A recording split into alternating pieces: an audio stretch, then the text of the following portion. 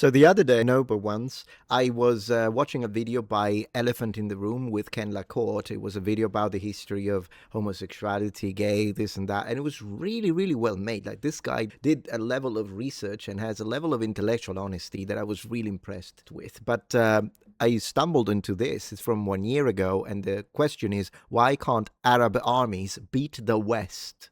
Why Arabs lose? Wow, the last time Arab regime won a war against the West was Saladin in 1187. Ooh, this is going to get historical, and it's fascinating topic. So without further ado, check it out. Why do Arabs always lose wars against the West? It's an interesting question, but is it a fair one? Do Arab and Islamic countries routinely lose wars against Western powers? The answer? Absolutely. Yes, of course. Today we can look at Iran versus Israel. Iran has 90 million people, almost 10 times more than Israel. And Iran's active army is over 3 times larger, not including its proxies. Yet they haven't been that impressive. Hundreds of missiles do minimal damage. Their allies only escape death by hiding in tunnels, and even then, not successfully. Yeah, I think it's a problem with the whole system in Islamic countries. With that being said, I know there is people who are going to be in the comments, because I know, and they're going to say, oh, but Iran is not Arab. It doesn't matter. He said Arab and Islamic countries. It's fine. Their dying leaders throw sticks at high-tech Israeli drones and lose their hands to Israeli-made pagers. Arab nations have failed at defeating Israel since the day it became a nation. Right. They've also fallen to the Americans, the British, and the French.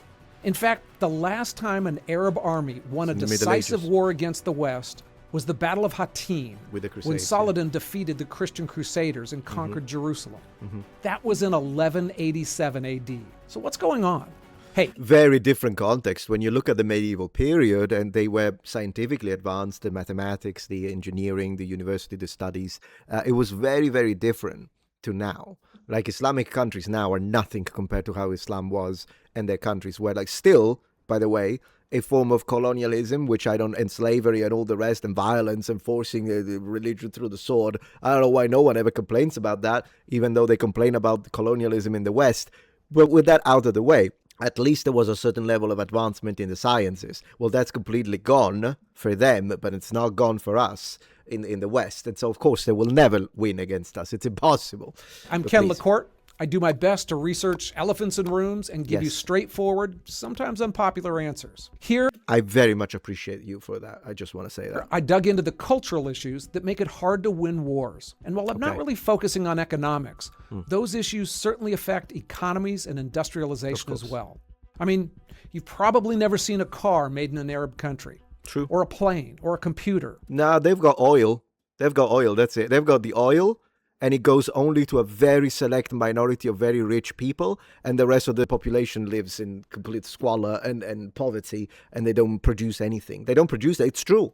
Or really anything much besides food and clothing. The harsh truth is that the region is a bit of an industrial wasteland for many of the same reasons that cause their military failures. Yes. We'll look at fundamental issues such as trust and loyalty in fragmented societies. Yes. Their tendency towards centralization and rigid hierarchy. Some broader cultural issues, and finally a look at how Islam itself may affect it all. It's 100%. It's even more interesting when we look at history, because it's tempting to look at the Mideast and think that they've always been a bit backwards in so many ways. And that's just dead wrong. Yeah, because you look at how they were advanced in the medicine and the early... Now, given also medieval people, I mean, I'm going to comment on a little bit on this. I'm going to let him speak first, and then I'll say what I... The Islamic Golden Age of the 8th century to the 13th century was a powerhouse of scientific and military might. While Europe stumbled through the Dark Ages, the Arab world... No, I still respect you, but no, Europe did not stumble through the Dark Ages. Dark Ages, no one uses it anymore. It's misrepresenting. Europe was building incredible cathedrals, phenomenal advancement in military war technology. It's how it is. So Europe was not stumbling in the Dark Ages, and the Islamic world was amazing. That's not how it is. A lot of the universities we have in the West began in the medieval period. So I'm glad that he is attacking a myth, but let's not replace it with another myth. The myth of the backward medieval Dark Ages. So let's just be careful with that. So far, though, everything he said about Islam and Arab countries is correct. Just a minor thing. Still, you have my respect, but maybe you misspoke. That's okay. was rocking. Muslim doctors were performing advanced surgeries like removing cataracts and treating kidney stones, while Europeans were still using leeches. And their military was powerful too. They conquered lands from Spain to India, built the world's Reconquista, baby. largest empire, and held it for centuries. But empires rise and fall. True. The Arab world's decline began around the 13th century. Yep. Mongol invasions didn't help. The Black Death wiped out big chunks of the population, and political fragmentation weakened once powerful countries. Meanwhile, Europe and the West emerged with the Renaissance and later the Industrial Revolution. And by the 1800s, the tables had turned. Completely. Western powers carved up the Middle East, drawing borders that are still causing conflicts today. Now, the region barely contributes at all to the scientific world. They're consumers, not creators. He's absolutely right about that. They used to be creators. Now they're consumers. He's right. He's right. Some countries sit on oil, and most that don't I have told much you. of an economy. But the richer ones have some of the world's largest military budgets.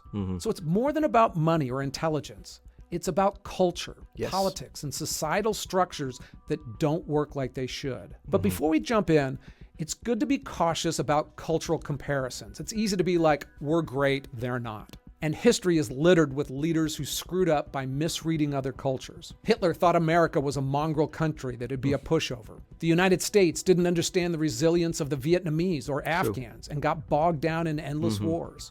Putin figured Ukraine was a joke run by drug addicts and then got stuck in a meat grinder. So we need to be careful, but we also can't ignore reality. Now, He's right, because at the end of the day, when you look at, I do believe that Western society and culture is superior to all other societies and cultures.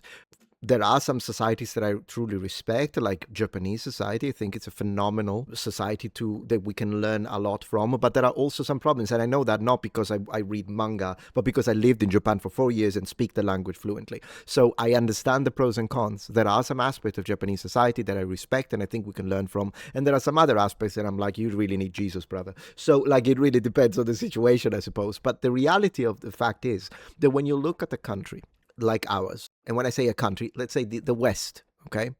Particularly the United States, which is one last bastion of freedom of speech. Europe has fallen. I hope they can stand up. There used to be a bastion of freedom of speech.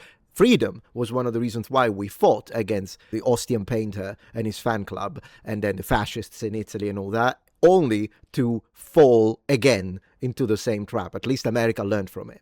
And we maintain this. And it doesn't mean that, of course, the West is perfect. We make mistakes. There are things we need to change. There is a lot that I don't like about the West when it comes to, for example, progressive ideologies and stuff like that. And, of course, there is also things that happen on the right side of politics that, while I generally hold agreements with, there are some things that I'm like, no, you're out of your mind when it comes to that. So, yes, there is always, but come on. I mean, we can have all of the discussions you want about LGBTQ and this and that and the right wing and the left wing, but there isn't a single person, whether it be left, right, or center, that would throw a gay man from the 8th floor. This does happen in Islamic countries, which makes our cultures objectively superior because we have the ability to speak and discuss. And this is why when there are people that do things such as shooting in the neck Charlie Kirk, then you're on the same level as the worst scum that the backward countries that do stuff that sounds Stone Age, never mind medieval, still do.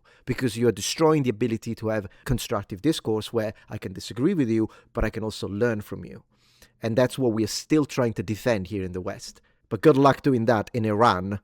Arab countries do pretty well with insurgencies and guerrilla warfare. Yeah. T.E. Lawrence of Arabia, called it winning wars without battles. But when it comes to battles and full warfare, they have problems. Yes. And the first part of their culture to look at is trust and loyalty. Who are Arabs loyal to?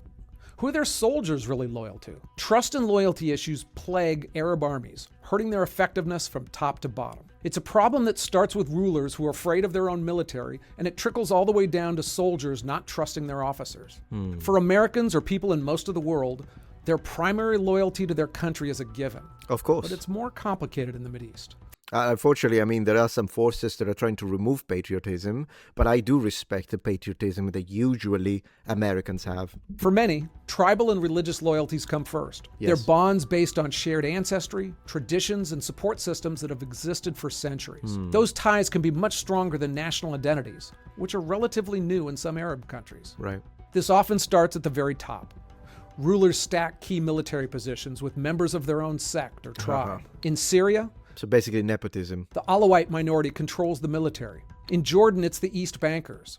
In Iraq under Saddam, it was the Sunnis. And that tribalism and family ties can lead to the exact opposite of a meritocracy, putting Yes. less competent people in critical positions. Putting less competent people in critical position. Man, this guy is based. Okay, I forgive you for the Dark Ages remark, because this is really well researched. Because authoritarian leaders fear their armies as much as they rely on them. They know military coups are a real threat. Yes. That's how many of them came to power. So they use It's been a divide problem since ancient Rome, by the way, military coups. and conquer strategies, create competing units and agencies to keep everyone off balance a little bit. Those strategies wreak havoc on efficiency. And paranoia leads to some bizarre practices. It's much better to have the sort of, when you are afraid of too much power, then checks and balances, just like the Constitution here in America. That is the best way to do it, to deal with it. In many Arab countries, basic military information, stuff the United States publishes routinely, it's treated like top secrets. Unit designations, names of commanders, even routine promotions and transfers are classified. It's not just about keeping secrets from the enemies, it's about keeping Yes. secrets from each other. True. So that different parts of the military stay in the dark. That culture of Too compartmentalized. mistrust extends beyond their borders, and Arab armies rarely train together or share information. And it trickles right down to the unit level. I mean, if infantry doesn't trust that the artillery will give covering fire, they're not going to advance. Of course. This also encourages information hoarding, where knowledge is power. And in Arab military culture, you don't share power. Technicians treat their expertise like a closely guarded secrets. It ensures they keep their job, but it also creates information silos where cross-training rarely happens. Units might know their specific jobs, but they can't fill in for each other if someone's hit. It creates a fragile system with no depth. One foreign military trainer told a story of carefully creating Arabic manuals for tanks, only to have the officers immediately confiscate them, pretending that the soldiers couldn't read. But that wasn't it. They just didn't want soldiers to have independent sources of knowledge. Those issues help create an over-reliance on centralization and hierarchy as well that defines Arab militaries. Orders come from the top with minimal flexibility. Junior officers don't make decisions, they follow orders. This creates a bizarre situation where a sergeant in the US military often has more real authority than an Arab colonel. Minor decisions get kicked all the way up to the top brass, slowing things to a halt. Of course. The class divide between officers and Man, this is something classical antiquity. Mediterranean powers of classical antiquity had already figured this out. enlisted men Never is mind the serious, Middle Ages. and Arab officers routinely treat their own soldiers like crap. After Iraq's defeat in 1991, prisoners of war showed shocking levels of hatred towards their own officers. A divide between officers and grunts exists in every army. But Western militaries fill that with NCOs, non-commissioned officers, who've risen up through the ranks of the enlisted men. They come from the barracks, not the academy, and they're key trainers to bridge the gap between officers and enlisted men. It's an important link missing in Arab armies. But the issues go far beyond military org charts. Broader issues affect the military as well, like the education system. In most Arab countries, schools prioritize rote memorization instead of critical thinking. Students spend years cramming facts into their heads, then regurgitating them on exam. Facts, we'll have to see.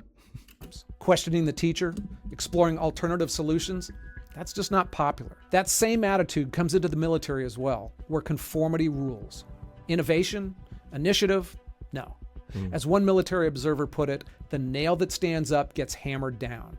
Officers focus on being seen as industrious, loyal, and compliant. Rocking the boat is a career killer. This aversion to standing out has serious consequences. Interesting. In training exercises, junior officers will sometimes deliberately underperform to avoid outshining their bosses.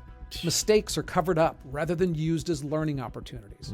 When things go wrong, the default response is to blame equipment, outsiders, or even pretend it didn't happen. Anything but acknowledging a potential failure. It ties into the high-value Arab culture Yeah, because they're scared. place on saving face and maintaining honor. I learned this firsthand in Gaza years back. Really? When some of my colleagues were kidnapped and I was sent in to help. We had a number of local guards protecting me and one other colleague, and I went on a security tour of our small hotel. We came to one spot where it was Man, this guy's hands down. This guy's field experience. I didn't even know. super easy for someone to sneak in. And I was told that there was always a guard station there. But there wasn't a guard. And it was a bizarre conversation. I was trying to make sure it wouldn't be left unguarded again. course. And they pretended it hadn't happened at all because they weren't accustomed to admitting a problem out loud. In warfare, that's a recipe for disaster. Of course. Progress comes from failure, critiques, and then problem solving. True. Changing this isn't just about military reforms, though.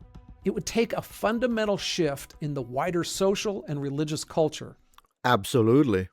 And that's a tall order. I've left talking about religion until the end. Okay, because let's it's go. complicated. Yeah. Maybe too complicated to really untangle from a culture. I mean, Islam is really the defining feature of these countries I'm talking about. And it's fully integrated into their culture and their daily lives. Yes. Now, does that come from the text of the Quran?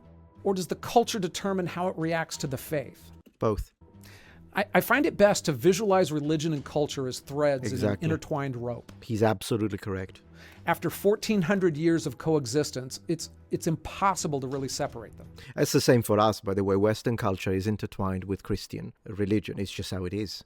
Including for atheists, by the way. You don't have to believe in it to actually have Christian mentality, Christian morals, Christian values. It's just part of the culture. Even the concept of fatalism is thought to be enmeshed in Islam. The phrase, inshallah, if God wills it, that can breed a sense of resignation, a why bother attitude that's the opposite of taking charge and getting things done. But it's also used by non-religious Arabs, and it really predates Islam. I was in Iraq for a bit during the Second Gulf War, and I talked to a young American soldier who was training Iraqis to take over. He said that time and time again, their soldiers would literally hold their rifles above their head to shoot.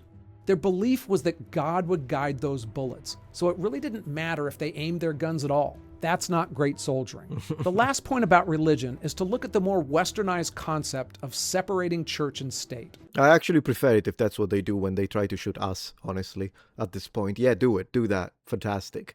Along with systems of checks and balances within government. You know, it's funny from my point of view, that is God making sure you don't hit us. Within governments, it helps create an environment where different institutions can challenge each other and where regular people can challenge those in charge. Of course. That's how social progress happens. Yes.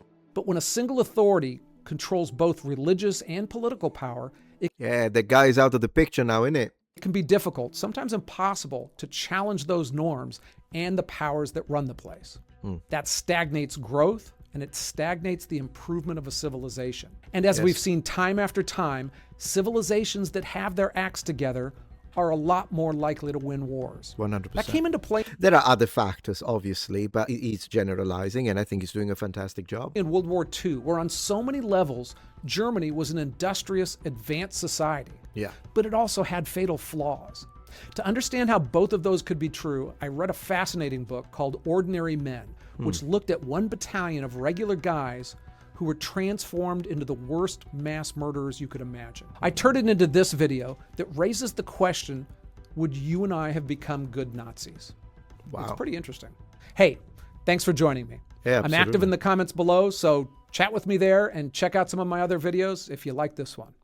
Really cool. Very, very, very cool guy. And I wonder how much of this could be connected also to the fact that they have a lot of like first cousin inbreeding in the family, which does have some implications. So I think he did cover it on a separate video. So if you want me to check that one out, there we go. So he has a video called Why Do So Many Muslims Marry Their Cousins? And we have just figured out that this guy does his very best to give answers that are coherent with the truth, right? So if you want me to react to that, please share this one. And if this video gets good views, good comments, and good likes, I'll react to the other one and provide my own opinions. But thank you, Ken Lacourt, and all of you for watching. Bye. If you appreciate my content so far and wish to help ensure my ability to continue to tell it how it is, regardless of any possible backlash, please support this channel on Patreon. Any support helps me and my team of academics keep the channel strong and gives us the means to fight back against the political rewriting of history. Stand with us, form the wall, defend the truth.